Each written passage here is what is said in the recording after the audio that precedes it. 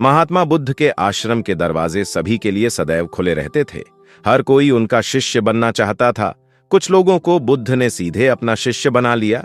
फिर वे किसी से कहते थे, तुम्हें एक रात दाह संस्कार में बितानी चाहिए। ऐसा ही एक इंसान है, महात्मा बुद्ध के पास आए और बोले, मुझे अपना शिष्य बना लो। महात्मा बुद्ध ने कहा, मेरा शिष्य बनने के लिए तुम्हें पूरा एक दिन श्मशान में बिताना होगा और तुम वहां जो भी सीखोगे मैं तुम्हें आकर बताऊंगा, तभी तुम मेरे शिष्य बन सकते हो। यह सुनकर वह आदमी घबरा गया। उन्होंने बुद्ध से कहा, दिन के दौरान ठीक है, लेकिन रात के समय श्मशान में रहना खतरनाक होता है। बुद्ध ने कहा, कैसा खतरा? उस व्यक्ति ने कहा कि वहां भूत हैं, वे मुझे पकड़ लेंगे। महात्मा बुद्ध ने कहा, क्या तुमने भूत देखे हैं? वह व्यक्ति तो नहीं कहता, लेकिन मैंने ऐसे लोगों को सुना और देखा है जिन पर भूत प्रेत का साया होता है और वे अजीब हरकतें करते हैं। तब बुद्ध ने कहा, तो फिर तुम्हारे पास यह जानने का बहुत अच्छा मौका है कि भूत होते हैं या नहीं। आप वहां एक रात बिताइए और विश्लेषण करके बताइए कि भूत प्रेत होते हैं या नहीं। अगर आप इन्हें देखेंगे तो आप विश्लेषण करेंगे कि ये दिखते कैसे हैं, और अगर नहीं देखेंगे तो आपको यह भी पता चल जाएगा कि ऐसी कोई चीज नहीं है। तुम डरोगे नहीं, वहां जो कुछ होगा आकर मुझे बताओगे। वह व्यक्ति कहता है, ठीक है गुरुदेव, यदि आपकी यही इच्छा है तो मैं पूरा दिन और रात श्मशान में बिताऊंगा। महात्मा कहते हैं, ठीक है, अब तुम आश्रम जाकर आराम करो, कल सुबह आप श्मशान के लिए प्रस्थान करेंगे। तब बुद्ध ने अपने अन्य 4 शिष्यों से कहा कि यह व्यक्ति कल दाह संस्कार के लिए जाएगा। आप इसके पीछे जाएंगे और इस पर नजर रखेंगे, लेकिन ध्यान रखें कि उसे पता न चले कि आप उसका पीछा कर रहे हैं। अगले दिन वह व्यक्ति महात्मा बुद्ध के पास पहुंचा और बोला, गुरुदेव, जैसा आपने कहा था मैं दाह संस्कार के लिए जा रहा हूं। और बुद्ध ने उस व्यक्ति से कहा, ठीक है, तुम आओ। वह आदमी श्मशान गया। अगले दिन वह व्यक्ति महात्मा बुद्ध के पास लौट आया। महात्मा ने बौद्ध व्यक्ति को देखकर मुस्कुराया और कहा कि तुमने वहां पूरा दिन और रात बिताई है, अब बताओ तुमने क्या देखा और क्या सीखा। वह व्यक्ति कहने लगा कि मैं सुबह वहां पहुंचा। थोड़ी देर बाद मैंने देखा कि कुछ लोग मृत्युशैया पर एक शव लेकर आ रहे हैं। कुछ लोग बहुत साधारण थे और कुछ लोग बहुत खुश थे। वे कह रहे थे कि उस आदमी ने बहुत अच्छा काम किया है, वह बहुत भाग्यशाली हैं कि उनका बेटा उनकी चिता को मुखाग्नि दे रहा है। वे कुछ देर वहां रुके और फिर एक एक कर सभी वहां से जाने लगे। कुछ देर बाद 2 और शव वहां आए, जिनमें से एक धनवान व्यक्ति का था जिसे सुंदर फूलों से सजाया गया था और उसके साथ कई लोग मौजूद थे, और दूसरा एक गरीब आदमी का था जो बहुत साधारण था और उसके साथ कुछ लोग थे। एक अमीर व्यक्ति की चिता चंदन की लकड़ी से जलती है, जबकि एक गरीब व्यक्ति की चिता आम लकड़ी से जलती है। पहले अमीर आदमी की चिता जलाई गई क्योंकि वह अमीर था, फिर गरीब आदमी की चिता जलाई गई। कुछ देर बाद दोनों व्यक्तियों की चिताएं जल उठीं। फिर सभी लोग वहां से चले गए, लेकिन मैं वहीं खड़ा रहा और इसे देखता रहा। महात्मा बुद्ध ने कहा, जब तुम उन चितों को देखते हो तो क्या समझते हो? शख्स ने कहा कि वे दोनों बराबर हैं। दोनों के शव एक ही तरह जल रहे थे। फिर धीरे धीरे वे दोनों आग में भस्म हो गए। अंततः जो जीवित है वह वही है, भिन्न नहीं। फिर हे बुद्ध, वहां एक पत्नी का शव आया। पत्नी का पति बहुत दुखी हुआ। सभी ने उसके पति को ढांढस बंधाया। हे बुद्ध, मैंने देखा कि वहां बहुत से बुद्धिमान लोग ध्यान की बातें कर रहे थे। वे सभी साधु कह रहे थे कि एक न एक दिन सबको जाना है। इस जीवन में परोपकार करना चाहिए, कभी भी किसी को कष्ट नहीं होना चाहिए। हमेशा पैसे के पीछे भागने का कोई मतलब नहीं है। अंततः हम सभी को श्मशान आना ही पड़ता है, उसके बाद वहां कोई नहीं आता। मैं पूरी रात वहां अकेली रहती हूं और अगली सुबह तुम्हारे पास आ जाती हूं। महात्मा बुद्ध ने कहा, क्या तुमने वहां कोई भूत देखा? वह व्यक्ति कहता है कि नहीं, मुझे वहां कोई भूत नहीं दिखा। पूरी रात मैं अपने आप से जानवरों की आवाज से डरता रहा, लेकिन पूरी रात मुझे कोई भूत नहीं दिखा।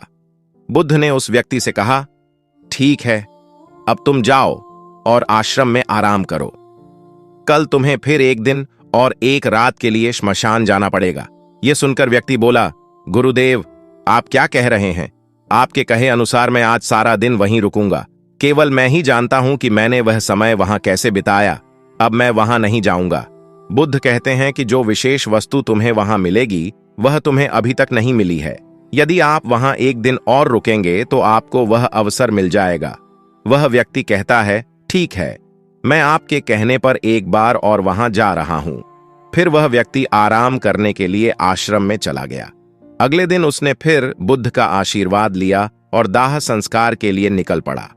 वहां पूरा दिन बिताएं और अगले दिन फिर से बुद्ध के पास पहुंचे। तब महात्मा बुद्ध ने कहा, तुम्हें वह मिल गया? व्यक्ति कहता है, हां, मुझे गुरुदेव मिल गए। बुद्ध ने कहा, तो बताओ तुम्हें वहां से क्या मिलता है? शख्स ने कहा कि मैंने शाम को कुछ लोगों को मेरा शव लाते हुए देखा। करीब 15-20 लोग पीछे आ रहे हैं और मुझे 4 कंधों पर उठा रहे हैं। मेरे पिता पहले जाते हैं। कुछ लोग मेरे ऊपर फूल फेंक रहे हैं और मेरे कुछ रिश्तेदार मेरे पीछे आ रहे हैं जो बहुत दुखी हैं। मेरे पिता और मेरा भाई तबाह हो गए हैं। उनमें से कुछ दुखी होने का नाटक कर रहे हैं। कुछ लोग मेरे पिता को सांत्वना दे रहे हैं। थोड़ी दूर खड़ा मेरा भाई इतना दुखी था कि कुछ लोगों ने उसे सांत्वना देते हुए कहा कि अब तुम ही इन सब के वारिस हो। कुछ लोगों का कहना है कि यह बहुत बुरा है कि यह लड़का बहुत छोटा था, फिर भी उसने कुछ नहीं देखा और उसके साथ ये हो गया। इसके बाद उन्होंने मुझे मौत के घाट उतार दिया और सारी रस्में करने लगे। मैं अपनी मृत्युशैया पर यह सब देख रहा था। मैंने उस सजावट से उठने की कोशिश की, लेकिन उठ नहीं सका। मैंने सांस लेने की कोशिश की, लेकिन सांस नहीं ले सका। मैंने अपने पिता के गले से लिपटने की कोशिश की, लेकिन मैं ऐसा नहीं कर सका। मैंने अपने भाई की गर्दन को गले लगाया और उसे ध्यान करने के लिए कहना चाहा, लेकिन मैं वहीं पड़ा रहा और देखता रहा, कुछ भी करने में असमर्थ रहा। इसके बाद मैं अपनी चिता की लकड़ी व्यवस्थित करने लगा और मेरे चेहरे को बुलाया गया। चादर के नीचे कुछ दिखाई नहीं दे रहा था। फिर मुझे गर्मी लगने लगी। मैंने देखा कि मुझे जलाया जा रहा था। मेरे हाथ पैर जलने लगे। मेरा हृदय पूरी तरह जलने लगा। धीरे धीरे आग और अधिक बढ़ जाती है और मैं वहां से निकलने की कोशिश करता हूं। मुझे घुटन महसूस होती है। मैं सांस लेने की कोशिश करता हूं, लेकिन कुछ नहीं कर पाता। मैं उस आग में पूरी तरह खो गया था। मैं खुद को पूरी रात ऐसे ही जलते हुए देखता हूं। आखिरकार मैंने देखा कि केवल मेरी राख ही बची। उस पूरी रात मुझे न तो डर का एहसास हुआ और न ही भय का। मुझे समझ ही नहीं आया कि मैं पूरी रात कहां खोई थी और सुबह होने पर तुम्हारे पास आऊंगा। यह सब सुनकर बुद्ध थोड़ा मुस्कुराए और बोले, अब तुम मेरे साथ शिष्य के रूप में जुड़ सकते हो। वास्तविक ध्यान और ज्ञान बनने के लिए ध्यान के बीज को व्यक्ति के हृदय में विकसित होने की आवश्यकता है और तुम्हें वह बीज कल रात वहां मिला। जब आप जानते हैं कि हर चीज संख्या है। इस दुनिया में श्मशान में जाने के बाद हर कोई यह समझ जाता है कि सभी को यहीं आना है, लेकिन जब भी बाहर आते हैं तो हर कोई यह भूल जाता है। फिर वह फिर से पहले की तरह अपना जीवन जीने लगता है। पहले की तरह काम करता है, पहले की तरह अधर्म करता है, पहले की तरह भोग विलास करता है और पहले की तरह हिंसक हो जाता है। और फिर जब भी वह श्मशान पहुंचता है तो पवित्र हो जाता है। जब आप पहली बार श्मशान गए तो आप सभी बुद्धिमान लोगों की तरह थे, क्योंकि कुछ महान बुद्धिमान लोग वहां आए थे। और जब भी आप दूसरी बार जाते हैं और आज वापस आते हैं तो आपके हृदय में ज्ञान के बीज उगते हैं। हम जीवन को तब तक नहीं समझ सकते जब तक हम मृत्यु को नहीं समझ लेते। उदाहरण के लिए, एक बीमार व्यक्ति ही अच्छे स्वास्थ्य का महत्व समझ सकता है। कल रात आपको जो ध्यान के बीज प्राप्त हुए वे ही आपका लक्ष्य होने चाहिए। आपके हृदय में एक ऐसा महान लक्ष्य उत्पन्न होगा जो सभी को ध्यान की छाया से भर देगा। इसलिए समय के लिए समय की कीमत को समझें। अपना जीवन ऐसे जियो कि कोई तुम पर उंगली न उठा सके। अपने जीवन में कुछ ऐसा करो कि आपके मरने के बाद भी पूरी दुनिया आपको याद रखे।